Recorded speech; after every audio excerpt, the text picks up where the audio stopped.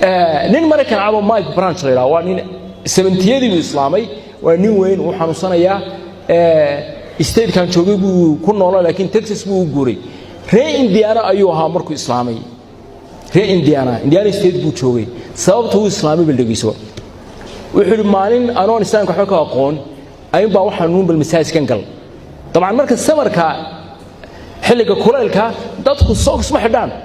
sagarmaysid marka qofka saaba isagoo bila socks markuu soo weysaysto ayaa safkiiba la tukanaya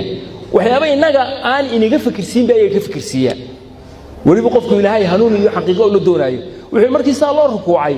ayun baa dadka caagahoogu mar eegun left and right midiga bidix bisoo kala wada kalar weeyaan mid cagtiisu madowdahay mid cagtiisu cadday mid cagtiisu brown tahay mid maxay ay tahay waan yaabun buu ku sababtu ay ma garanaysaa sababtu uu yaabay wuxuu yaabay dadkan wada kala kalarka ah ee haddana the same worship place meel kale ku wada cibaadeysanaya diinta waxa furtay waa diin sax ah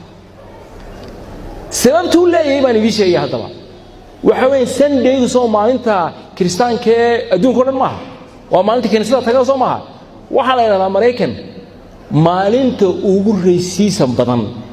maalinta ugu cunsuriyad badan Mareykan waa aroornimada subaxnimo sababtu ma garanaysan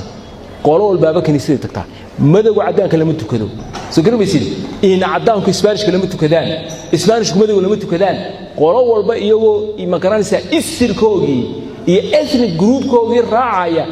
waxa weeyaan waxa dalisaa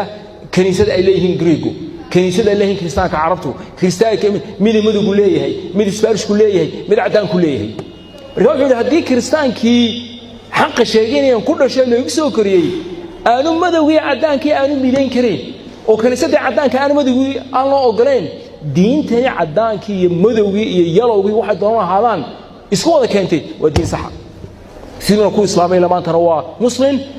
wuuna xajiyay alxamdulillah rabbil alamin ila khaatimada hawa jaafan hasiyo